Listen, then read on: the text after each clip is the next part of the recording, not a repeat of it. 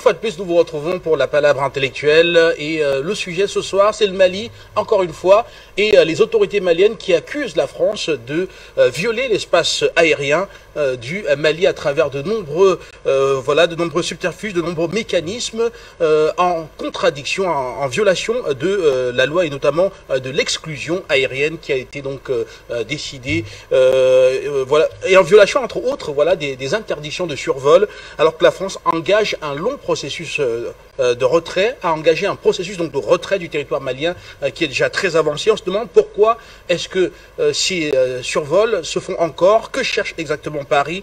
Rappelez que le 21 avril 2022, une patrouille de Mirage 2000 a survolé à plusieurs reprises, sans coordination préalable, le convoi des forces armées maliennes en partance pour renforcer le dispositif de l'emprise de Ngossi. Voilà une manœuvre qui, selon les autorités maliennes, visait à intimider ces troupes-là qui se rendaient dans la région.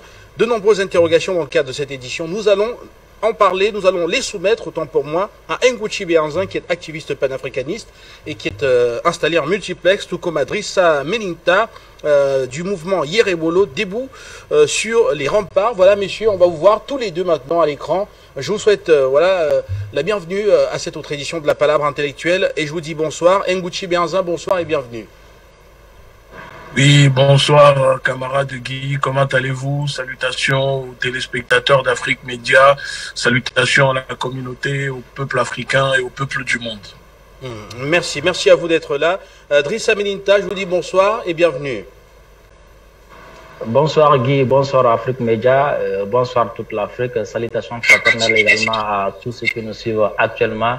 Et au frère Béanzin qui est là, et voilà, merci à tout le monde. Salutations à toi aussi, j'ai oublié. On est ça, non, on sait que c'est chaud, le combat est chaud, voilà, donc ça peut arriver, voilà. Oui. C'est dans la famille. Merci. Merci à vous, messieurs. Alors, très rapidement, je vous propose la sortie des autorités maliennes dans un communiqué qui a été lu à la télévision nationale, où ceux-ci donc dénoncent des cas de violation de l'espace aérien malien par les forces françaises, encore présentes sur le territoire malien, alors que le processus de retrait est déjà très très avancé. Que cherche Paris? En tout cas, suivons d'abord la réaction des autorités maliennes et nous revenons juste derrière.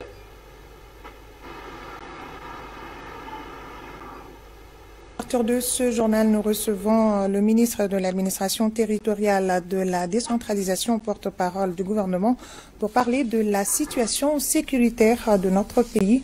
Monsieur le ministre, une fois de plus, bienvenue. Merci. Et nous vous invitons pour la lecture d'un communiqué du gouvernement. Merci beaucoup. Au nom de nos plus hautes autorités, j'ai l'honneur de donner lecture du communiqué numéro 028 du gouvernement de la transition, un communiqué dont la teneur suit. La montée en puissance des forces armées maliennes, les FAMA, motif de fierté du peuple malien, se traduit notamment par des victoires éclatantes contre nos ennemis, ainsi qu'un contrôle de plus en plus efficace du territoire national et de l'espace aérien. À cet effet, depuis le début de l'opération Keletigui, une zone d'interdiction temporaire a été instaurée sur une partie du territoire national dans le but de sécuriser l'espace aérien, protéger les couloirs d'évolution des aéronefs autorisés et garantir la liberté d'action des FAMA en opération. Tout survol de l'espace aérien malien est subordonné à l'obtention d'une autorisation expresse délivrée par l'armée de l'air du Mali. Le gouvernement de la République du Mali a constaté depuis le début de l'année plus de 50 cas délibérés de violation de l'espace aérien malien par des aéronefs étrangers, notamment opérés par les forces françaises, sous différentes formes, dont les refus d'obtempérer suite aux instructions des services de contrôle aérien, les falsifications des documents de vol, les atterrissages d'hélicoptères dans les localités hors aérodrome et sans autorisation préalable, les vols d'avions de renseignement et de drones évoluant à haute altitude pour se livrer à des activités considérées comme de l'espionnage, de l'intimidation, voire de la subversion. L'un des cas les plus récents a été la présence illégale d'un drone des forces françaises le 20 avril 2022 au-dessus de la base de Gossi, dont le contrôle a été transféré effectivement au FAMA le 19 avril 2022. Le dit drone était présent à partir de 11h45 pour espionner nos vaillantes FAMA. Outre l'espionnage, les forces françaises se sont rendues coupables de subversion en publiant des fausses images montées de toutes pièces afin d'accuser les FAMA d'être les auteurs de tueries de civils dans le but de ternir l'image des forces armées maliennes engagées pour la libération du territoire, la protection et la sauvegarde des populations éprouvées par une longue crise sécuritaire. Aussi, le 21 avril 2022, une patrouille de Mirage 2000 a survolé à plusieurs reprises et sans coordination préalable le convoi des FAMA en partance pour renforcer le dispositif de l'emprise de Gossi. Cette manœuvre s'inscrivait dans une dynamique d'intimidation de nos forces. Face à cette énième provocation des forces françaises qui ont été sommées de quitter le territoire malien sans délai depuis le 18 février 2022, le gouvernement de la République du Mali, tout en prenant à témoin l'opinion nationale et internationale, condamne fermement cette attitude des autorités françaises et les invite de nouveau à respecter la souveraineté du Mali. Le gouvernement de la République du Mali réaffirme sa volonté de promouvoir et maintenir la coopération avec l'ensemble des États du monde dans le respect mutuel et sur la base du principe cardinal de non-ingérence conformément aux aspirations du peuple malien. Qu'Allah bénisse le Mali. Bamako, le 26 avril 2022. Merci de votre très aimable attention. Et très rapidement, je vous retrouve Drissa Melinta du mouvement Yirewolo, debout sur les remparts. Vous êtes à Bamako, au Mali, et je commence par vous. Alors, est-ce que vous comprenez aujourd'hui ces activités qui sont reprochées à la France aujourd'hui, notamment de survol illicite du territoire malien, alors que Paris a déjà amorcé un retrait qui est déjà très avancé? Confirmation de tout ce que nous disions depuis 2019, depuis la création de Yirewolo debout sur le rempart, parce que nous avons tout le temps dit, nous avons toujours dit que toutes les attaques sur nos camps, toutes les attaques sur nos bases, toutes les attaques sur nos positions, c'est l'armée française qui fournissait des informations aux terroristes, c'est l'armée française qui fournissait des informations aux rebelles pour qu'on puisse nous attaquer. Nous l'avons dit, nous l'avons mille et une fois dit. Et aujourd'hui, vous avez vu, ce n'est même pas le Mali qui accuse la France, mais c'est la France qui a avoué avoir espionné le camp de Gossi. Donc, c'est juste une confirmation que nous savions déjà, qu'on a dénoncé depuis longtemps. Maintenant, qu'est-ce qui se passe? Pourquoi la France est tombée dans tout ça là maintenant? Vous savez, plus le retrait, ce que la France craignait, c'est quoi? C'est-à-dire, lorsqu'elle va se retirer, le monde entier va découvrir tout ce qu'elle a fait ici de mal. C'est tout ce que la France craignait. Parce que d'abord, avant de venir, elle a fait du mal. Quand elle est venue, elle a continué à faire du mal. Quand elle s'est préparée pour partir, elle a encore continué de faire du mal. Comme on le dit, personne n'est assez intelligent pour faire du mal éternellement sans être découvert. Et aujourd'hui, la France a montré au monde entier ce qu'elle faisait. Imaginez, le 17 avril 2022, la France a arrêté 6 bergers. Et jusqu'à maintenant, on ne sait pas où sont ces bergers. Et quelques jours plus tard, il y a encore 7 personnes qui sont parties chercher ces gens-là. Et ces 7 personnes-là également ont été arrêtées. Et jusqu'à preuve de contraire, on ne sait pas où se trouvent ces gens-là. Et le 19, la France quitte Gossi. Et en quittant Gossi, qu'est-ce que la France fait? La France fait exprès de survoler le camp et de survoler encore le détachement militaire malien qui était en partance pour Gossi. La France les surveille. Pourquoi? Parce que la France savait bel et bien qu'en partant, elle a laissé des choses sur place. Alors, mieux vaut surveiller l'armée malienne et découvrir rapidement ce que l'armée malienne va découvrir, c'est-à-dire le charnier, et préparer bien sûr leurs arguments, préparer leurs mensonges à l'avance. C'est tout ce que la France a fait. Donc la France a espionné le convoi en partant, la France a espionné le camp parce qu'elle savait bel et bien qu'elle a caché des choses sur place. Et lorsque ces corps ont été découverts, vous avez vu la suite. Et ce qui nous a encore peiné, ce qui nous a fait du mal, ce qui nous a fait révolter, c'est quoi? Comment est-ce qu'un État comme la France peut se permettre d'espionner notre camp, de filmer la position du camp, de filmer la position des militaires maliens et faire exprès de diffuser ça sur Internet? Tout simplement comme dire aux rebelles et aux terroristes, nous allons quitter Gossi. Si vous voulez attaquer Gossi, voici la position exacte du camp. Si vous voulez attaquer Gossi, voici la position exacte des armes lourdes qui sont sur place. Si vous voulez attaquer Gossi, voici le chemin que l'armée malienne emprunte pour aller à Gossi. La France a fait exprès d'exposer l'armée malienne et devant le monde entier. C'est la première fois que moi je vois qu'un État qui se dit civilisé, qu'un État qui se dit soucieux, qu'un État qui se dit État des droits, qui se permet de filmer la position d'un État, du camp d'un État souverain. Filmer ça et diffuser sur l'Internet et faire semblant comme si elle n'a rien fait. Et pour couronner tout ça, elle se permet d'accuser encore des soi-disant mercenaires russes, des soi-disant mercenaires chinois, des soi-disant mercenaires anglais et tout. Encore, c'est pour signaler tout simplement qu'aujourd'hui, on l'a dit et je le répète, nous n'avons pas besoin de la France, nous n'avons pas besoin de l'armée française. Vous l'avez compris dans le communiqué. Et depuis janvier jusqu'à aujourd'hui, l'armée malienne est capable de contrôler notre espace aérien. Raison pour laquelle l'armée a pu détecter plus de 50 fois que la France est en train de survoler notre territoire et de façon illégale.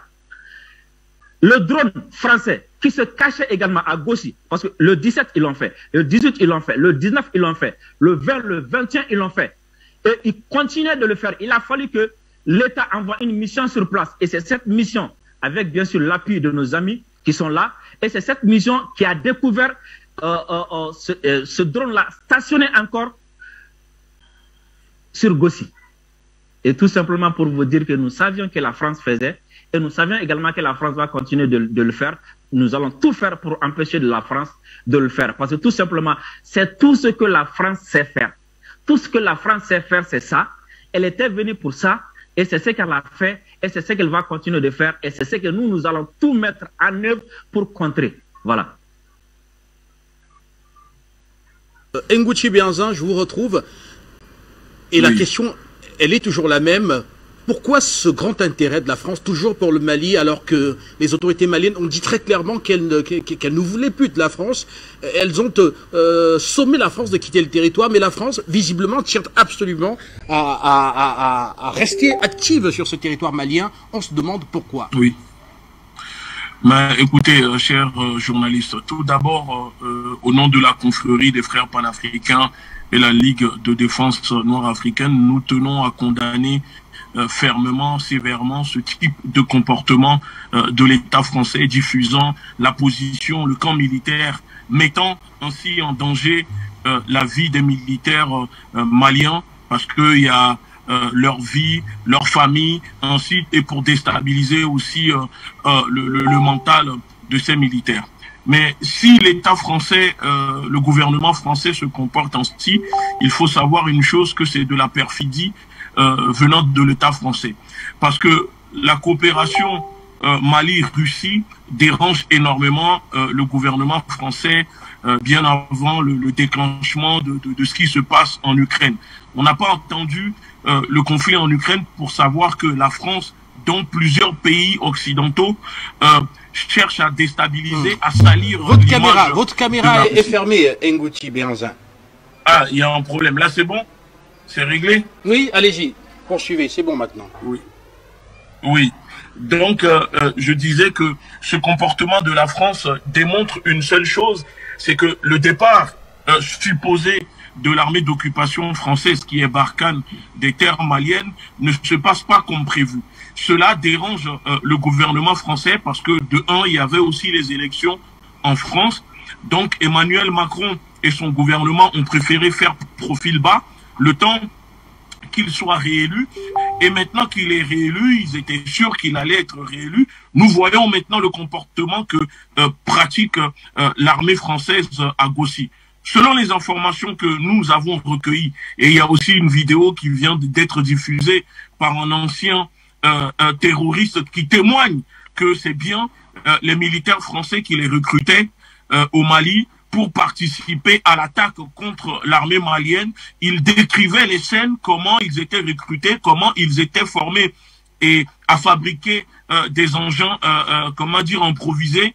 Et donc, tout cela démontre qu'il y a une structure, il y a une organisation de ces attaques perpétrées contre les bases militaires, contre les militaires maliens. Et donc, le départ supposé de la France pousse l'État français à multiplier des attaques, espionner l'État malien parce que pour eux, ils veulent absolument prouver au monde entier une présence du soi-disant groupe Wagner au Mali. Parce que si on observe bien jusqu'à présent, l'État français parle de Wagner. Ils nous disent que au sein sur le territoire malien, il y a des soldats avec des oreilles rouges, il y a des écussons. Mais jusqu'à présent, on n'a jamais vu une preuve, une vidéo confirmée par l'État français d'une présence de mercenaires, soi-disant, sur les terres maliennes. Alors, puisque nous savons que la France a perdu en toute crédibilité au Mali, alors elle n'a pas le choix que d'essayer de semer la zizanie, de semer le doute et de déstabiliser, de tenter de déstabiliser l'armée malienne pour, comment dire, les affaiblir et inciter ainsi ces groupes managés depuis Paris à s'en prendre aux femmes. Parce qu'une chose est sûre, ces groupes-là n'agissent pas sans l'autorisation des services de renseignement de la France. Et on le voit que si il y a des drones qui espionnent la position des militaires maliens, ce qui veut dire que ces positions, ces informations sont forcément transmises à des groupes armés terroristes managés par l'Élysée et le Quai d'Orsay pour ensuite leur donner l'ordre de s'en prendre aux militaires maliens et essayer de démontrer que peut-être les militaires maliens ne sont pas à la hauteur de sécuriser leur pays. Mais nous voyons que c'est l'inverse, que depuis des mois maintenant, il y a une montée en puissance de l'armée malienne qui dérange fortement l'armée française, parce que l'armée française a échoué en 12 ans, là où l'armée malienne, en moins de 2 ans, est en train de réussir. Alors, il faut tout faire pour saboter cela, il faut tout faire pour les salir, pour les accuser de tout et n'importe quoi. Mais nous savons que ces corps en putréfaction qui sont diffusés, soi-disant par ces drones, sont là bien avant l'arrivée des militaires maliens à Gossi, et que ce ne sont pas les militaires maliens qui l'ont ramené, parce qu'ils disent que, soi-disant, ces corps ont été transportés pour les ramener là-bas. S'il y avait des drones qui filmaient, qui espionnaient les militaires maliens, alors qu'on nous montre la totalité des vidéos qui prouvent que les militaires maliens ont transporté ces corps d'un point A à un point B. On voit la vidéo, que la vidéo a été coupée. Ce sont des vidéos de montage, de propagande de guerre pour diffuser, pour essayer d'intimider et de manipuler l'opinion. Le but de ces vidéos, c'est très simple. C'est tout simplement pour créer un soulèvement des populations maliennes contre leurs dirigeants, contre les militaires, comment dire, l'État malien, pour dire que voilà, qu'ils ne sont pas à la hauteur et qu'ils s'en prennent aux populations. Mais nous le savons que c'est faux. Personne n'est dupe. Nous avons déjà vu la même méthode, si je peux me permettre, en Roumanie, pour faire tomber l'ancien président Ceausescu en Roumanie, où ils sont partis déterrer des corps dans des cimetières pour venir les exposer devant les caméras du monde entier, malgré le signalement, l'alerte donnée par quelques personnes. Les Occidentaux et leurs médias se sont empressés dessus, et après nous avons vu la honte que les Occidentaux et leurs organes de propagande ont reçu. Donc tout est possible avec les gouvernements occidentaux pour déstabiliser un pays, pour salir un pays, parce que la coopération Mali-Russie dérange le gouvernement français, dérange l'armée française qui a échoué au Mali, et pour ne pas perdre la face, elle cherche tout et n'importe quoi pour discréditer l'armée malienne. Béhanzin, Drissa Melintar, très clairement, voilà, on comprend, on voit ici que ces derniers éléments viennent renforcer ce qui avait été longtemps reproché à la France, c'est-à-dire de travailler plutôt à ne pas permettre que cet État malien puisse retrouver la pleine souveraineté sur l'ensemble de son territoire. Oui, effectivement. D'ailleurs, je vais vous donner encore un autre élément très frappant. Vous avez appris que le dimanche passé, il y a eu 3 attaques simultanées sur 3 camps ici au Mali. Et le plus grand camp, c'était celui de Sévaré. Et vous savez, quelques heures plus tôt, avant l'attaque, tous les officiers européens qui étaient là-bas ont plié bagage. Quelques heures. Juste quelques heures avant l'attaque. Ça veut dire quoi? Ça veut dire ils savaient qu'il se préparait quelque chose. Ils savaient qu'il allait se passer quelque chose. Et il était même complice de quelque chose. Ils ont quitté rapidement jusqu'au point où certains allaient laisser leurs bagages sur plage. Et quelques heures plus tard, il y a eu une attaque. Ça veut dire quoi? Ça veut tout simplement dire que ces gens-là, on l'a tout le temps dit et on le répète. Il n'y a pas de terroristes au Mali. Il n'y a pas de terroristes au Burkina. Il n'y a pas de terroristes au Niger. Les terroristes l'ont dit. Les spécialistes l'ont dit, même les Français eux-mêmes l'ont dit, que ces terroristes-là, c'est eux qui les entraînent, ces terroristes-là, c'est eux qui les fournissent de l'arme. L'attaque de Sévaré,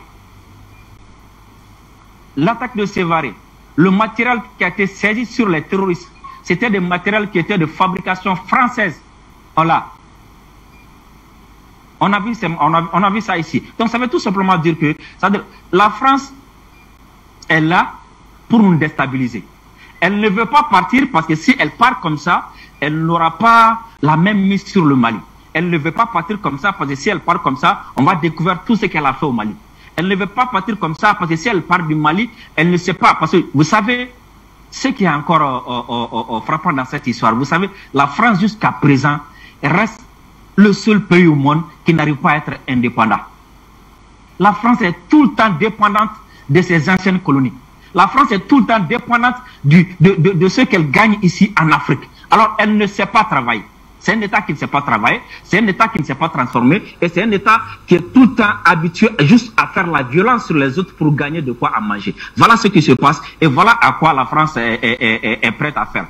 Encore, les terroristes qui sont là, Yada Gali, l'ancien ambassadeur l'a dit ici, que les militaires français ont arrêté Yada Gali, l'homme le plus recherché par la France, l'homme le plus recherché, l'homme qui est supposé être la tête des terroristes ici.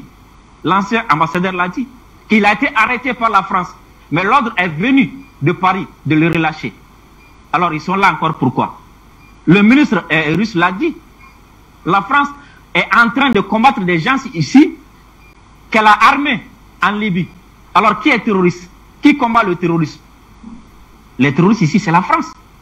Tout le monde combat ici les terroristes sauf la France. Alors le frère vient de le dire.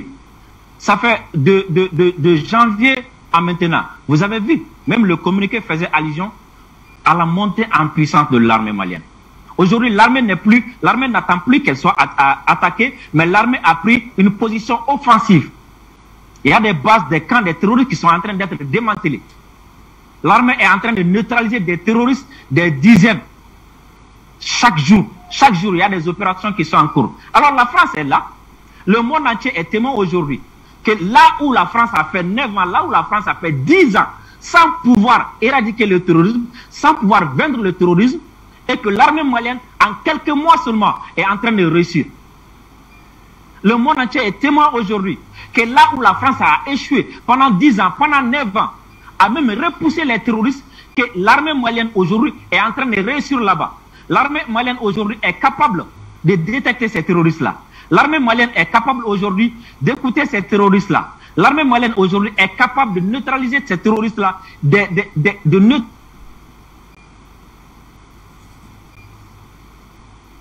neutraliser des dizaines de têtes à la fois, ce que la France n'a jamais pu faire. Alors vous allez voir, ça va créer des jaloux. Et si aujourd'hui, à tenir tête, même à vaincre ces terroristes, ça va montrer au monde entier que la France ne faisait rien ici. Deuxièmement, ça va montrer au monde entier que la France n'a même pas une armée. Troisièmement, ça va montrer au monde entier que la France n'a jamais eu la volonté de combattre le terrorisme. Et quatrièmement, ça va montrer au monde entier que désormais, que derrière même ces terroristes-là, c'est la main invisible de la France. Et raison pour laquelle la France est en train de tout faire aujourd'hui pour saboter cette montée en puissance de l'armée en l'accusant matin, midi et soir d'exactions par-ci, d'exactions par-là. Et imaginez, la dernière attaque contre nos militaires, l'armée malienne a neutralisé plus de 11 terroristes. Mais jusqu'à maintenant, aucune chaîne française n'a annoncé ça. Ils sont tous en train de dire l'armée malienne a perdu 6 militaires, le Mali a perdu 6 militaires. Mais le Mali a neutralisé 11 terroristes, le Mali a arrêté des gens.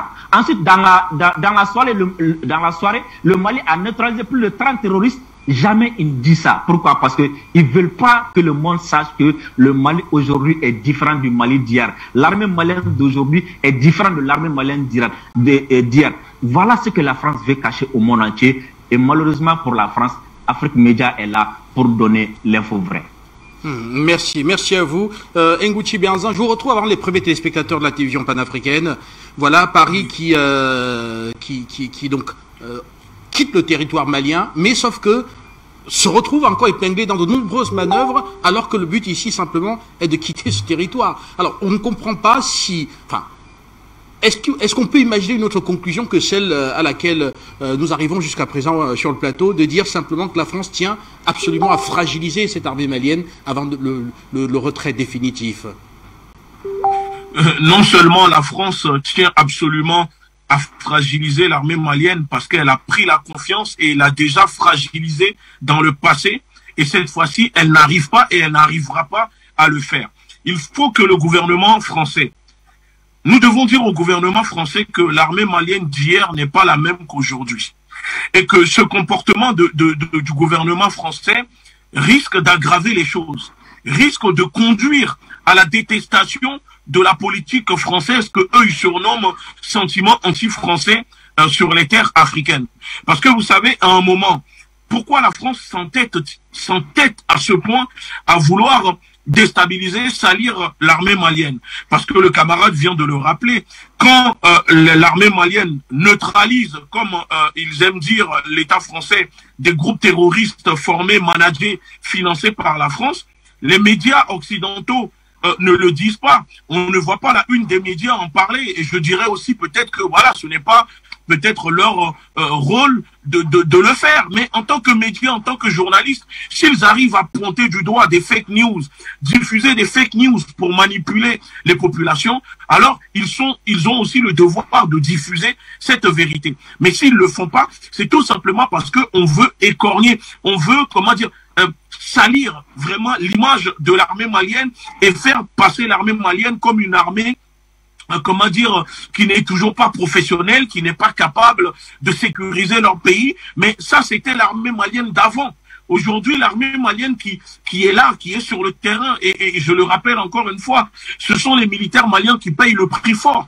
Nos condoléances aux familles des victimes, aux proches de ces braves militaires qui sont sur le front. Il faut que, à un moment, le gouvernement français arrête ce comportement. Je sais qu'ils le feront pas et que c'est à nous les populations, c'est à nous les activistes, c'est à nous les personnes conscientes de dénoncer, de continuer à dénoncer, répéter la même chose encore et encore, parce que ça commence à payer et ça paye. Donc l'État français sait que la crédibilité de l'armée française n'est plus possible sur le territoire africain. Parce que demain, je peux vous dire que si il y a un référendum au Mali ou un peu partout dans les pays africains demandant aux Africains, est-ce que vous êtes d'accord pour un partenariat de défense militaire avec la France ou la Russie? Nous savons que à 96%, voire 97%, la Russie balaye, gagnera ce référendum, les Africains diront la Russie. Je ne parle pas d'un partenariat pour être colonisé, mais nous parlons de partenariat de défense et militaire. Il faut que aussi les populations le comprennent, parce que nous savons que maintenant il y a ce refrain que certains, financés par l'État français, commencent à introduire dans la tête des Africains en disant « Nous ne voulons pas de la France ni de la Russie, on ne chasse pas un ancien colon pour le remplacer par un autre colon. » Non, ce n'est pas question de colon. Ici, on parle de partenariat de défense militaire et peut-être économique. Parce que même les États-Unis, qui sont une puissance militaire au monde, ont des partenariats militaires avec la France et les pays membres de l'OTAN. C'est ça un partenariat de défense. Donc si le gouvernement français se force à vouloir vraiment discréditer l'armée malienne, c'est parce que l'armée malienne est sur la bonne voie, est en train de réussir là où les militaires français, avec leurs équipements, n'ont jamais réussi. Parce que, dites-nous, comment se fait-il que c'est possible que subitement, l'armée française arrive à filmer, espionner les militaires maliens en les filmant avec des drones? On voit tellement comment ce drone était positionné au-dessus du camp de Gossi et des militaires soi-disant maliens, mais en 12 ans, l'armée française n'a jamais réussi à filmer des groupes terroristes se déplaçant sur des motos de 200 à 300 personnes. Comment se fait-il que l'armée française n'a jamais réussi à filmer le camp de ces groupes terroristes avant qu'ils ne passent à l'assaut? Comment se fait-il que l'armée française n'arrive pas à voir ou savoir quand ces groupes terroristes passeront ou attaqueront des camps militaires de l'armée malienne? C'est ça, il faut se poser cette question. Tout simplement parce que l'État français recrute au sein des populations des personnes désespérées pour les manipuler, pour les former, pour créer des groupes, pour leur donner des armes. Parce que mais ces terroristes-là, avec les armes qu'ils ont, mais où trouvent-ils ces armes, ces motos, ces véhicules avec des calibres 50 posés dessus? Vous allez nous dire que dans le désert, l'armée française n'arrivait pas à détecter des groupes, des colonnes de motos, de véhicules qui se déplacent pour aller exécuter des populations? À un moment, il faut arrêter de prendre les Maliens pour des cons. Les Maliens ne sont pas des cons. Les Africains ne sont pas des cons. Pour vendre des solutions en matière de sécurité, il faut être soi-même le problème d'insécurité. Voilà ce que pratique le gouvernement français. C'est de la management de la terreur. On utilise la stratégie du chaos, ensuite on vient proposer des solutions, on occupe les terres et on détruit le pays. C'est ce qui se passe et maintenant la France n'arrive plus parce que l'armée malienne est montée en puissance grâce à l'armée russe, grâce à la Fédération de Russie, et cela dérange. Et moi je dirais même à l'État malien, la prochaine fois, il ne faut plus faire un communiqué pour dire qu'il y a des drones qui vous surveillent. Installer des S-300 ou 400 un peu partout sur le territoire. La prochaine fois qu'il y a des drones qui survolent les camps militaires ou le territoire non identifié, il faut les abattre. Pourquoi l'armée française n'envoie pas ces drones survoler l'Ukraine? Pourquoi l'armée française n'envoie pas ces avions survoler l'Ukraine? Parce que l'armée française, le gouvernement français le savent. Ce qui se passera là-bas. Là, ils le font au Mali parce que voilà, l'État malien, pour le moment, ne déclenche pas une défense contre ces drones et c'est pour cela qu'ils continuent. À un moment, il faut arrêter de parler et passer à l'action. Vous, Ngouti Béanzin, on va rapidement aller au standard de la télévision panafricaine pour recevoir les premiers intervenants. Alors, que pensez-vous de ces accusations portées par les autorités maliennes contre la France? La France, voilà, surprise à de nombreuses reprises en situation de violation de l'espace aérien malien. Que cherche Paris? Pourquoi ces atterrissages dans des zones où il n'y a pas d'aérodrome? Pourquoi ces atterrissages dans la discrétion en territoire malien alors que Paris est déjà très avancé dans son retrait total du territoire malien? On s'interroge avec vous. Bonsoir et bienvenue. Bonsoir. Et voilà, avant de recevoir les premiers intervenants, on va encore une fois de plus vous proposer de suivre la réaction intégrale des autorités maliennes dans ce communiqué qui a été lu à la télévision nationale malienne. À partir de ce journal, nous recevons le ministre de l'administration territoriale de la décentralisation, porte-parole du gouvernement, pour parler de la situation sécuritaire de notre pays. Monsieur le ministre, une fois de plus, bienvenue. Merci. Et nous vous invitons pour la lecture d'un communiqué du gouvernement. Merci beaucoup. Au nom de nos plus hautes autorités, j'ai l'honneur de donner lecture du communiqué numéro 028 du gouvernement de la transition, un communiqué dont la teneur suit. La montée en puissance des forces armées maliennes, les FAMA, motif de fierté du peuple malien, se traduit notamment par des victoires éclatantes contre nos ennemis, ainsi qu'un contrôle de plus en plus efficace du territoire national et de l'espace aérien. À cet effet, depuis le début de l'opération Keletigi, une zone d'interdiction temporaire a été instaurée sur une partie du territoire national dans le but de sécuriser l'espace aérien, protéger les couloirs d'évolution des aéronefs autorisés et garantir la liberté d'action des FAMA en opération. Tout survol de l'espace aérien malien est subordonné à l'obtention d'une autorisation expresse délivrée par l'armée de l'air du Mali. Le gouvernement de la République du Mali a constaté depuis le début de l'année plus de 50 cas délibérés de violation de l'espace aérien malien par des aéronefs étrangers, notamment opérés par les forces françaises, sous différentes formes, dont les refus d'obtempérer suite aux instructions des services de contrôle aérien, les falsifications des documents de vol, les atterrissages d'hélicoptères dans les localités hors aérodrome et sans autorisation préalable, les vols d'avions de renseignement et de drones évoluant à haute altitude pour se livrer à des activités considérées comme de l'espionnage, de l'intimidation, voire de la subversion.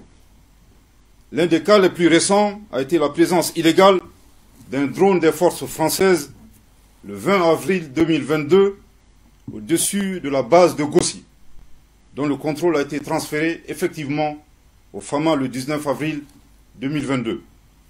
Le dit drone était présent à partir de 11h45 pour espionner nos vaillantes FAMA. Outre l'espionnage, les forces françaises se sont rendues coupables de subversion en publiant des fausses images montées de toutes pièces afin d'accuser les FAMA d'être les auteurs de tueries de civils dans le but de ternir l'image des forces armées maliennes engagées pour la libération du territoire, la protection et la sauvegarde des populations éprouvées par une longue crise sécuritaire. Aussi, le 21 avril 2022, une patrouille de Mirage 2000 a survolé à plusieurs reprises et sans coordination préalable le convoi des FAMA en partance pour renforcer le dispositif de l'emprise de Gossi. Cette manœuvre s'inscrivait dans une dynamique d'intimidation de nos forces.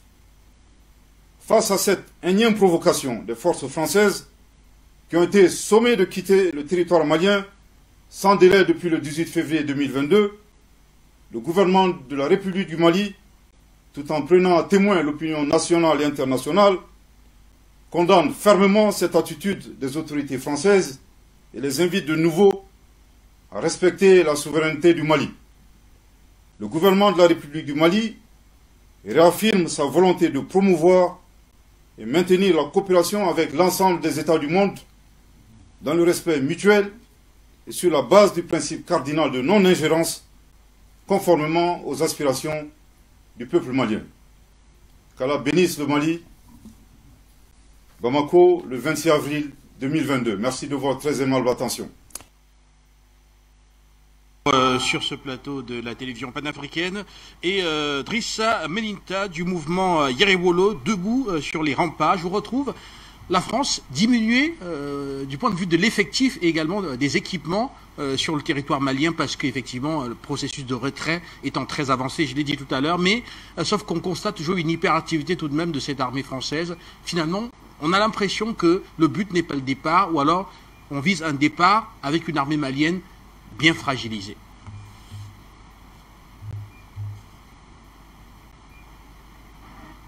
L'objectif a toujours été là. D'abord, vous voyez, l'objectif principal de leur présence, c'était d'anéantir l'armée malienne. Tant que l'armée malienne n'est pas aussi forte pour se sécuriser, la France aura toujours des prétextes, des arguments pour justifier sa présence.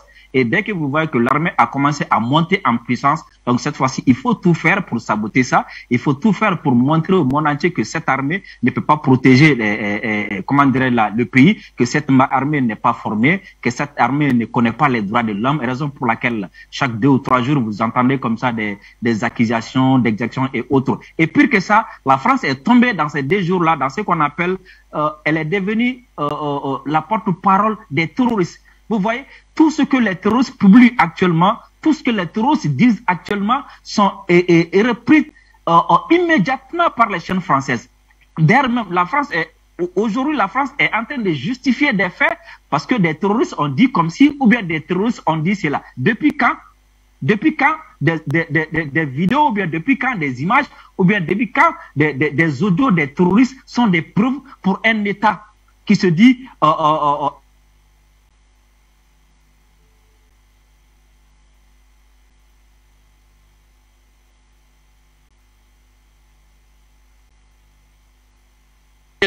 On vous retrouve dans quelques minutes pour la suite, le temps aussi de vous donner la parole, Nguchi Béhanzin.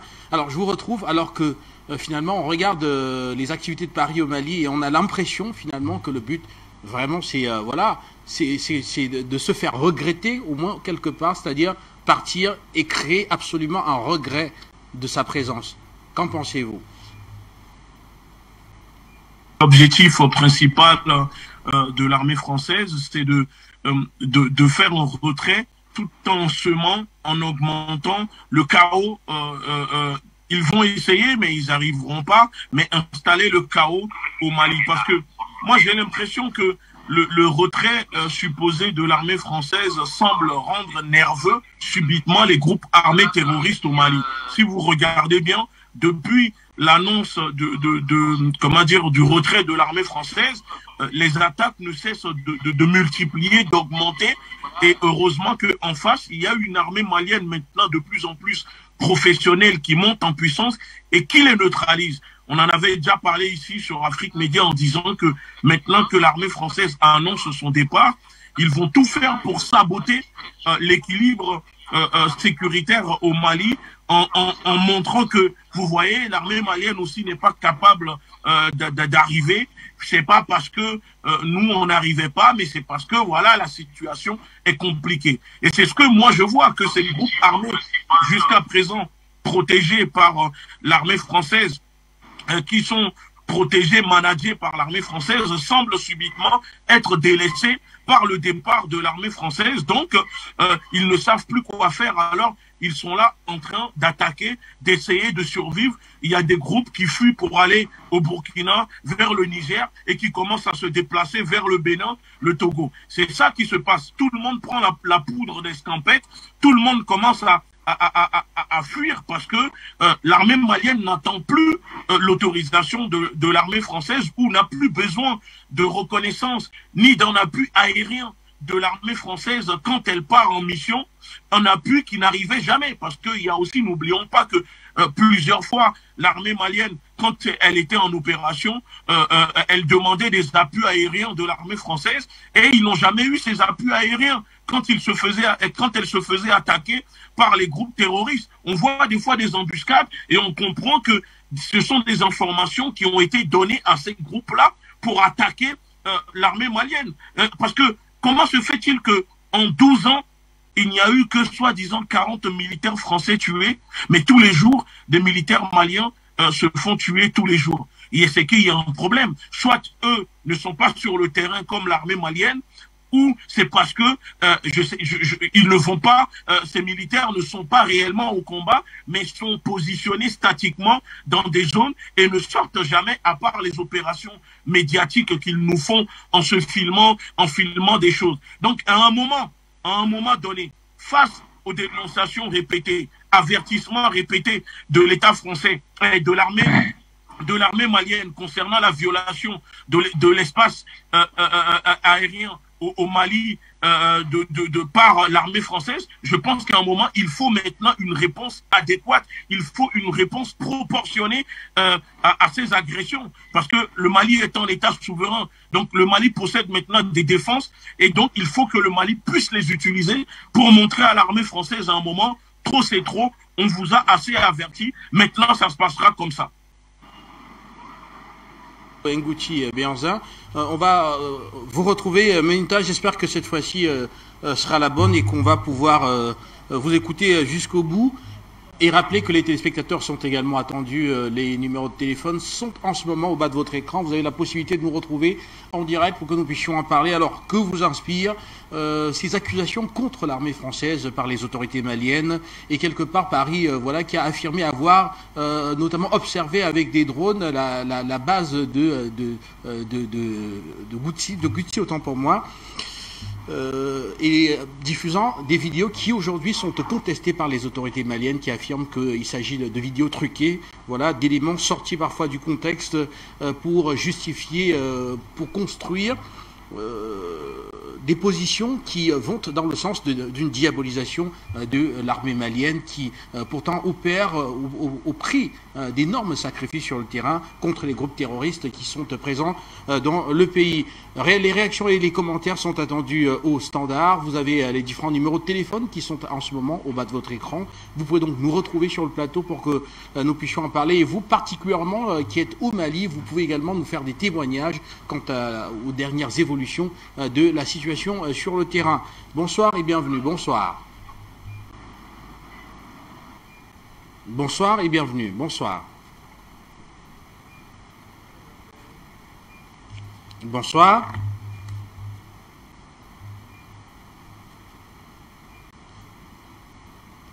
Bonsoir.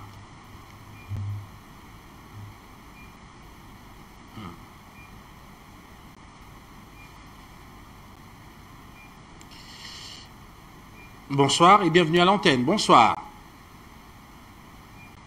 Bonsoir à vous, monsieur Diffondon. Bienvenue à l'antenne. Nous vous écoutons. Ok, je me lance. Bonsoir à vous, monsieur Diffondon. Bonsoir à tout le staff d'Afrimédia. À tous ceux-là qui n'ont pas pu être là. Je dis bonsoir à tous. Vous savez, lorsque je vois le bas titre, je me remémore de ce qui a eu lieu ici au Cameroun il y a peu de temps. Vous vous souvenez certainement de l'affaire du Mandral Watch, du mauvais traitement de certains terroristes appelés Boko Haram. Parce que voyez-vous, la base Salak, stratégique militaire prévue pour la défense du territoire camerounais adressé à l'endroit de Boko Haram, avait été publiée en plein jour. Et Human Rights Watch, excusez-moi, associé à cela un endroit où on détenait des gens qu'on torturait à perpétuité. Oui, j'associe cet événement-là à ce qui se passe actuellement au Mali. Parce que mot pour mot, vous avez des photos, des bases stratégiques qui sont publiées. Au moins ici, on connaît l'origine. Au Cameroun, on n'en disait rien, peut-être secret défense, je ne sais pas.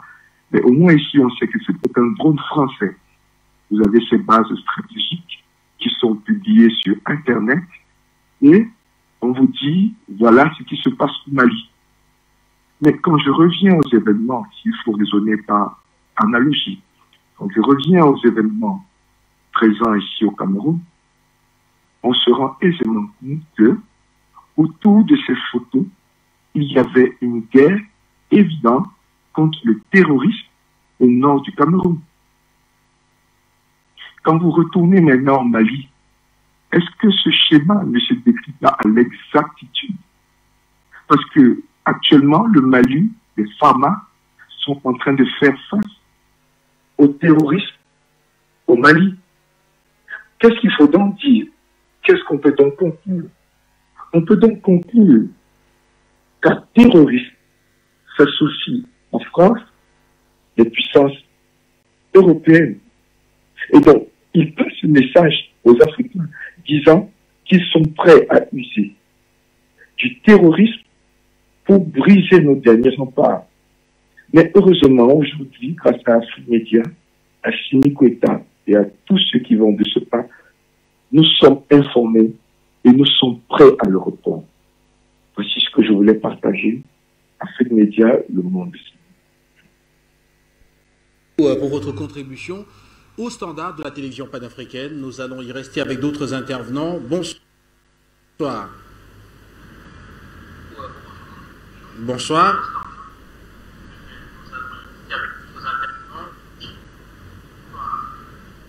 Allez-y, nous vous écoutons. Bonsoir et bienvenue. Bonsoir. Bonsoir. Bienvenue à l'antenne, monsieur. Bonsoir, monsieur Guy Fondop. Bonsoir à tous les téléspectateurs d'Afrimédia. Oui. Et bonsoir à tous ceux qui appellent pour soutenir le débat. Monsieur Guy Fondop, je crois que nous on appelle seulement par solidarité parce que votre invité a quand même planté le décor et a élaboré sur tous les aspects. Donc, à chaque fois que la France intervenait dans les pays africains, il se faisait applaudir. Elle se faisait applaudir. D'ailleurs, vous avez vu comment on l'appelait, l'ancien président français a été reçu au Mali, alors qu'il venait avec une mission pour tuer des Maliens. Après le passage de François Hollande, il y a eu des milliers de Maliens qui ont été tués. Purement et simplement, et ils viennent nous compter leurs 52 morts. Quand il parle de milliers de Maliens, ça dit soldats comme civils. Donc il faut que nous soyons, comment dire, avisés sur toute cette histoire-là. C'est pour ça que j'aime toujours dire, regardons d'une manière globale. Le franc CFA est la première arme de destruction massive de ce 21e siècle. Et tous les pays qui utilisent le franc CFA sont déjà sous la coupole de la France. Que ces pays les veuillent ou pas, puisque l'argent c'est le nerf de la guerre. Par contre, il y a un détail très important que le Mali et la RCA ont montré avec des accords de défense avec la Russie.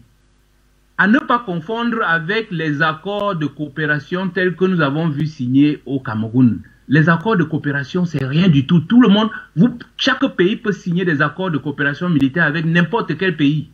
Donc, ce n'est pas ça le plus important. Le plus important, ce sont les accords de défense. Et à l'heure où nous parlons, M. Guy Fondop, il n'y a que 2 pays francophones à franc CFA qui ont des accords de défense avec la Russie. C'est la RCA et le Mali.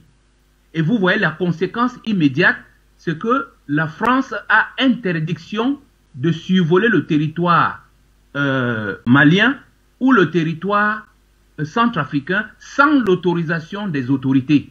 C'est ça les accords de défense. Alors qu'avec les accords de coopération, c'est rien du tout. Ça vous permet d'acheter des mitraillettes, des Kalachnikov et tout cela, mais il n'y a pas un accord de défense. L'accord de défense, c'est ce que ces pays francophones avaient signé avec la France. Et c'est même cet accord que le président Laurent Gbagbo avait exigé lorsque son régime a été attaqué. Mais la France ne l'a pas respecté. Elle ne respecte ces accords que lorsque c'est à son avantage. Donc c'est ça qui me permet de rappeler aux Camerounais de ne pas dormir sur leur laurier. Les accords de coopération militaire avec la Russie, c'est déjà une bonne chose. Mais il faut aller plus loin.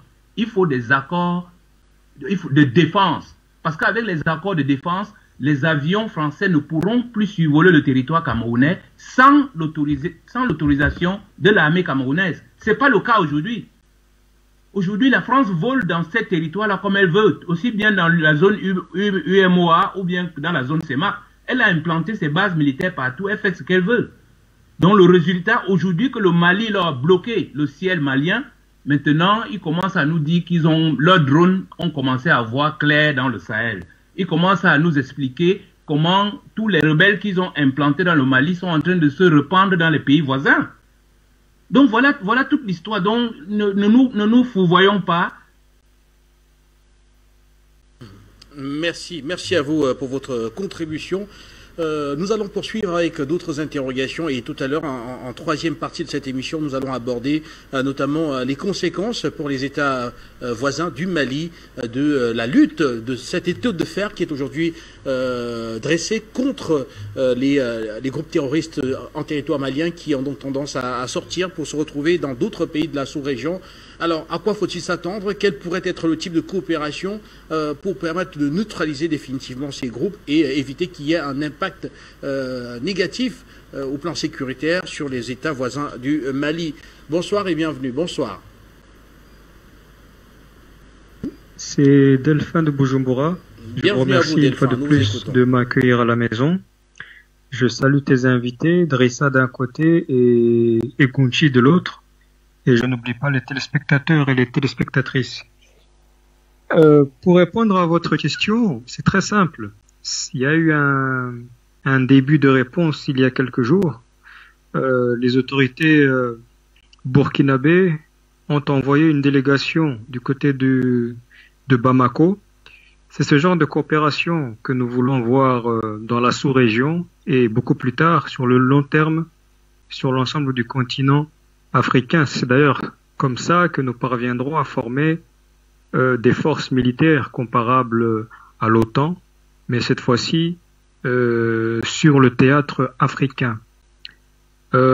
Ensuite, j'aimerais insister sur une chute qu'a eu Egunchi tout à l'heure, avant moi, tout en souscrivant sur ce qui vient d'être dit au sujet du franc CFA par le frère qui a pris la parole avant moi. Vous savez, il y a des États africains, et à l'heure actuelle essentiellement en dehors de la zone CFA, qui disposent déjà des systèmes S400 ou le modèle précédent S300. Et c'est le cas de l'Algérie, du Burundi, de l'Éthiopie, pour ne citer que cela. Des aéronefs qui s'avisent de circuler dans notre ciel sans notre accord, c'est très simple. Nous donnons quelques avertissements et à partir du 3e ou 5e avertissement, nous les descendons. Ce n'est pas plus compliqué que ça. La Syrie a fait la même chose il y a quelques années. La Russie est en train de faire la même chose en Ukraine. C'est d'ailleurs pour ça que tous ces bavards soi-disant démocrates, membres de l'OTAN, ne se permettent pas de circuler dans le ciel ukrainien comme ils veulent. Donc, laissons le temps à l'armée, aux forces armées maliennes de densifier leurs capacités. Rappelons quand même qu'elles viennent de passer 6 décennies à être déstructurées par le nain géopolitique qu'est l'Élysée. Elles commencent à peine à se reformer grâce à la coopération défensive avec la Russie. Et plus le temps passera, plus je vous garantis que le ciel malien sera à son tour sanctuarisé. Donc je vais m'arrêter ici pour ne pas monopoliser le micro et laisser la parole à d'autres. Afrique Média, une fois de plus, le monde c'est nous. Merci à vous Delphin depuis Bujumbura, et nous poursuivrons avec d'autres intervenants. Encore 2 appelants, pourquoi pas, et après nous repartirons donc pour le dernier tour de table avec nos invités sur comment contrer justement voilà la fuite qui est présentée ici des groupes terroristes du Mali vers d'autres États de la sous-région. Nous nous interrogerons dans 5 minutes à peu près. Bonsoir et bienvenue. Bonsoir. Bonsoir Guy Fondok. Bienvenue à l'antenne. Bonsoir. Bonsoir. Oui, merci. Il y a longtemps. Nous saluons vos techniciens. Nous saluons vos invités aujourd'hui, Igouti et notre frère du Mali. Nous saluons aussi tous ceux qui étaient sur Afrique Média. Il faudra, comme l'a dit notre frère du Mali, et le combattant frère du Mali, il n'y a pas de terroristes dans nos pays. C'est la France qui aujourd'hui ouvertement déclare la guerre à nos populations. Nous devons le savoir. Il n'y a plus question de tergiverser dans ce genre devant cette situation. C'est la France qui déclare la guerre. Nous avons dit, nous le disons chaque fois que nous sommes en guerre contre la France et ses alliés. Nous devons prendre conscience de cela. C'est très important. Parce que c'est des gens qui ne dorment pas. Ils sont mauvais. Comment faire pour détruire les autres États? C'est ce qu'ils faisaient depuis longtemps. Mais aujourd'hui, grâce à Dieu, la lumière éclaire les consciences des Africains. Nous voyons leur action est plus exposée. Alors, c'est pourquoi nous demandons, la fois dernière on a dit que le Burkina et le Niger, la population de ces 2 pays doit comprendre quelque chose, que la France veut créer la guerre entre ces 3 pays, pour ne pas dire dans la sous-région, pour bousiller complètement la sous-région. N'ayez pas pitié de la France, chassez la France. Les autorités burkinabées et les gens de Bolloré, Bazoum et ses députés, ne faites pas de concessions avec la France. Les miettes des milliards qu'on vous donne ne veulent pas sauver votre vie et la vie de vos enfants de demain. Prenez conscience de la gravité de ce que la France fait dans la sous-région et désolidarisez-vous de ces plans. Ne les acceptez pas. Même si on vous force, il vaut mieux mourir que d'accepter que la France soit dans vos pays. C'est tout ce qu'on peut dire. Et nous vous le disons. Si la France déclare la guerre au Mali, la France déclare la guerre à toute l'Afrique. Et nous allons tout faire. Guy Fondok, nous allons tout faire, chacun à sa manière, pour que l'État français, les autorités françaises sentent que les Africains ne sont pas contents avec eux. Et nous allons leur rendre le coup. Mais nous ne voulons pas. Mais s'ils nous pèsent, c'est parce que c'est ce qu'ils font. Ils veulent mettre le feu l'huile sur le feu. Alors, prise de conscience à nos populations, Parce que ça commence, c'est les populations qui seront décimées. Complètement décimées. Alors, méfiez-vous. N'hébergez pas les Français, ces soldats français, chez vous. C'est ce que nous pouvons vous dire. Et n'écoutez pas ces mensonges qu'on vous annonce. La France n'est pas là pour votre bien. Elle est là pour vous tuer. Depuis longtemps, c'est qu'elle faisait. C'est clair maintenant qu'ils sont exposés et nous verrons la suite. Je n'ai pas peur. Merci, que Dieu vous bénisse. Merci à vous pour votre contribution. Un tout dernier appelant avant de repartir au standard en multiplex, autant pour moi. Bonsoir et bienvenue.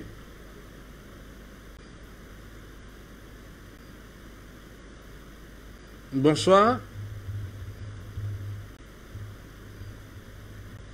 Bonsoir et bienvenue. Bonsoir. Bonsoir. Alors. Bienvenue à l'antenne, nous vous écoutons. Bonsoir. Oui, bonsoir, Monsieur Fondo. Merci beaucoup au concepteur. Merci aussi à vos invités, Monsieur Bienvin, et celui qui a parlé de l'autre côté, je ne vais pas retourner son nom. Je voulais donner vite fait mon petit point de vue sur la thématique qui est très intéressante parce que je crois que nous sommes entrés en guerre contre nos colons. Et il faut que ce soit clair dans l'esprit des panafricains. Nous sommes en guerre sur tous les fronts, sur le front médiatique et sur le front diplomatique et puis sur le front stratégique. La France est en train de jouer son dernier cadre de survie. Donc, qu'est-ce qu'elle est en train d'utiliser? C'est ce qu'on appelle le brouillage. Et le brouillage, c'est donner des contre-informations pour s'aimer le zizanie dans le cœur des populations pour que on puisse accuser également ceux qui sont venus comme sauveteurs, je veux dire comme sauveurs, excuse-moi. Pour le cas du Mali, par exemple, on constate que quand on fait l'analyse de vidéos, parce que moi j'ai parlé avec des experts en informatique qui m'ont simplement dit que ce n'est pas une vidéo, enfin c'est une vidéo truquée qui a été faite par les propres auteurs de cette information. Et j'étais très ravi que ça ait été confirmé aujourd'hui sur le topic de ce soir. Et on comprend tout de suite que la France est en train de jouer le jeu de la propagande. C'est le même reproche qu'ils font à Russia pour avoir interdit Russia Today et Sputnik et RIA Novosti sur le territoire européen. Donc, en fait, ils sont dans une dynamique de guerre, de médiatique, de guerre de propagande, de guerre impérialiste contre ceux qui sont, selon eux, pauvres et faibles, parce que c'est eux qui ont le raison, c'est eux qui ont la connaissance, c'est eux qui ont les moyens financiers, c'est eux qui ont tout. Et nous, on n'a pas le droit de choisir le partnership qu'on veut, comme le cas du Mali, qui a décidé de collaborer franc jeu avec Russia et de collaborer avec d'autres partnerships comme Iran, China, Turkish, tout ça. Vous comprenez? Donc, c'est ça, en fait.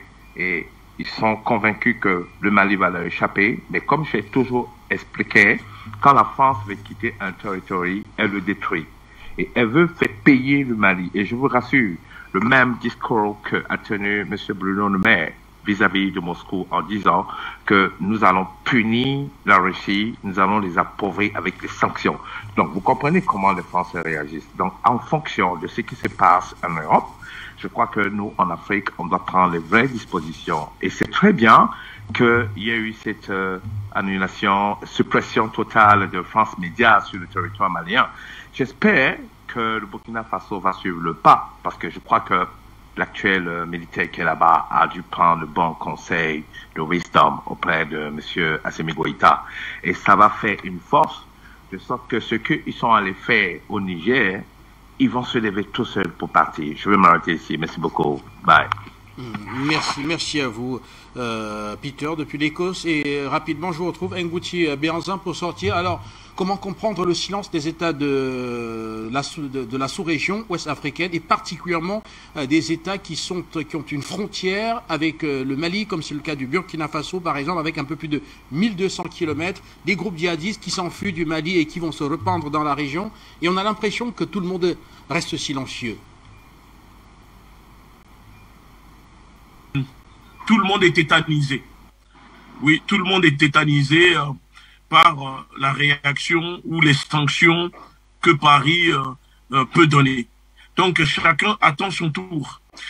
Quand on regarde bien la situation, au début, on prend le cas du Mali.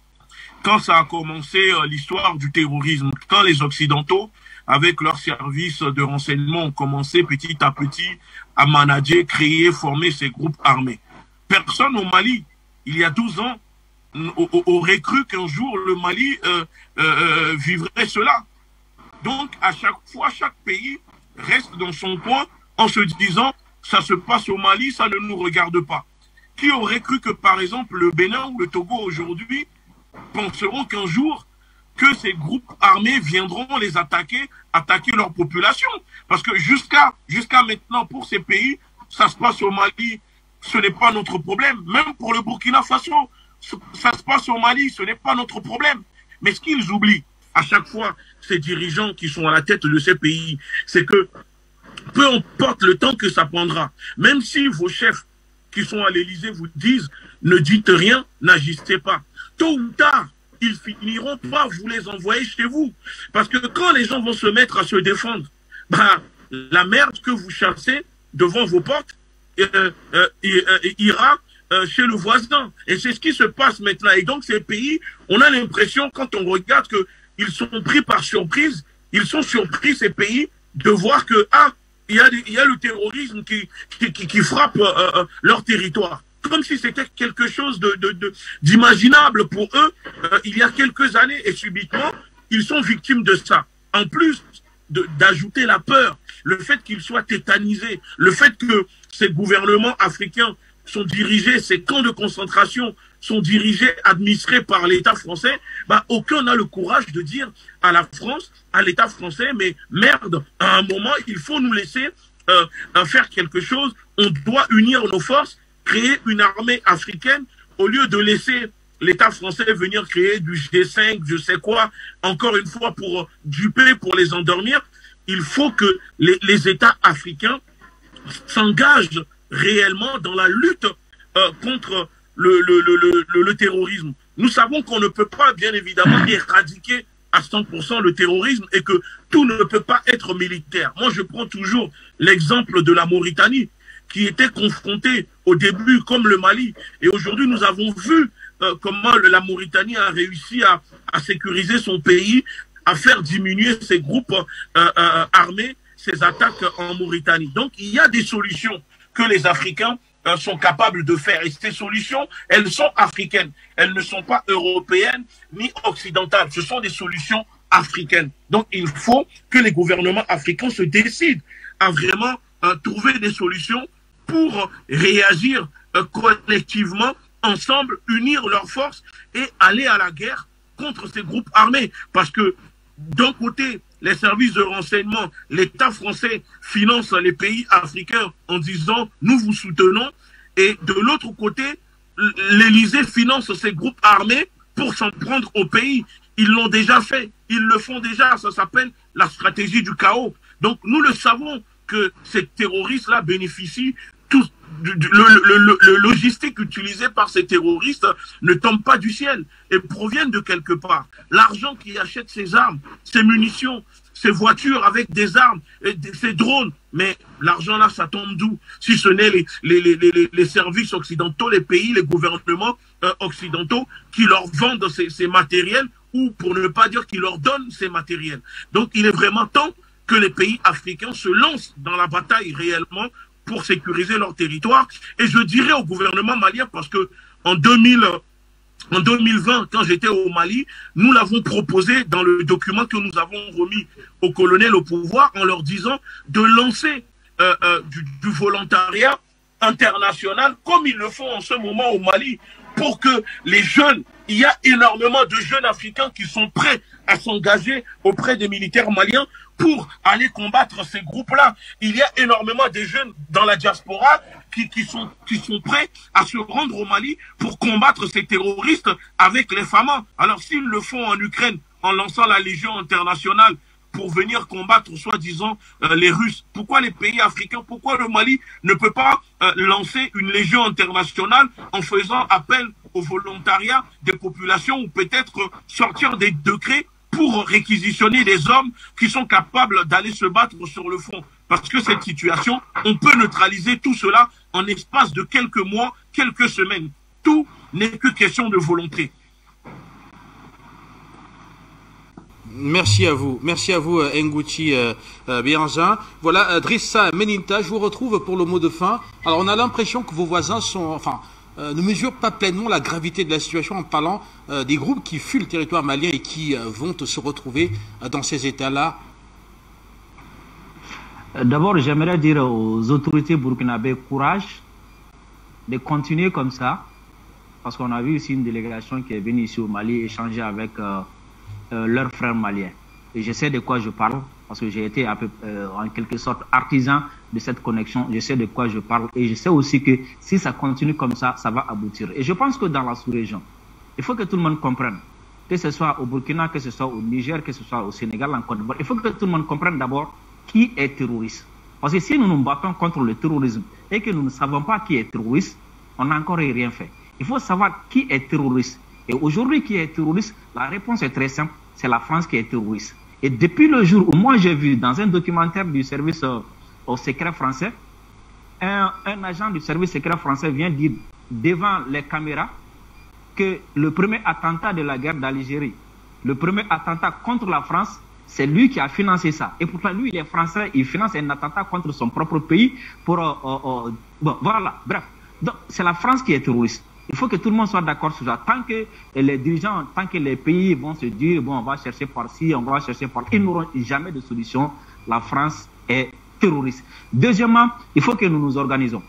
Il faut que nous nous organisons entre nous. Il faut qu'il y ait une connexion entre le peuple malien, le peuple burkinabé, le peuple nigérien et la diaspora. Une vraie connexion et une vraie organisation pour pouvoir coordonner les actions, pour pouvoir coordonner tout ce qui va avec. Ensuite, il faut également que la presse africaine fasse comme Afrique Média. Aujourd'hui, vous avez vu, il y a tellement de solidarité entre la presse occidentale. Il suffit seulement que quelqu'un ment sur le Mali, les autres vont reprendre la même chose. Ils ne vont pas chercher à comprendre, ils vont tout simplement reprendre la même chose. Il faut tout simplement que leur État prenne une ligne, que leur presse s'aligne sur ça. Et aujourd'hui, nous voyons également que notre presse est encore là à reprendre ce que la France produit, à reprendre encore ce que les Allemands, les Américains, les Occidentaux produisent. Donc, j'aimerais également que notre presse prend exemple Afrique Média et comment dire là, suit ce chemin-là, ça va encore nous aider à travailler et ça va encore nous aider à nous améliorer. Et j'aimerais finir pour dire à tous les Africains que ce combat, c'est un combat de génération. Notre génération a une obligation. Et cette obligation, c'est quoi? C'est-à-dire, c'est de libérer l'Afrique ou poser les bases de cette libération pour la génération future. Et nous n'avons pas le droit d'imiter nos prédécesseurs, nous n'avons pas le droit d'échouer, nous n'avons pas le droit de nous lamenter, nous n'avons même pas le droit de nous laisser désorganiser, comment dire là, je ne sais pas à cause de quoi, à cause des égos et autres. Il faut que chacun comprenne que moi, je ne peux jamais aller sans l'autre. Moi, je ne peux pas réussir sans l'autre. Et qu'il faut que nous nous donnons la main pour réussir. Parce que les Occidentaux sont d'accord sur une chose. C'est que s'ils sont désunis, ils ne peuvent rien faire contre l'Afrique. Raison pour laquelle ils se donnent toujours la main quand il s'agit de venir piller l'Afrique, quand il s'agit d'attaquer l'Afrique, quand il s'agit de désorganiser l'Afrique. Alors, il faut que nous, Africains également, comprenions que notre bonheur, notre avenir, c'est dans l'union. Et sans l'union, nous ne pouvons pas égaler les autres. Et je remercie Afrique Média, je remercie le frère Béhanzin, je remercie tous les frères panafricains qui nous écoutent, qui nous regardent. Et pour terminer, bravo à tout le monde, la victoire est proche. Merci à vous, merci également à Ngouti Béhanzin qui était avec nous ce soir, aux téléspectateurs de la télévision panafricaine. Nous disons merci d'avoir suivi une fois de plus cette autre édition de la Palabre intellectuelle et vous souhaitons une excellente soirée. N'oubliez surtout pas, le journal africain est à suivre dans à peu près 8 minutes. Restez connectés.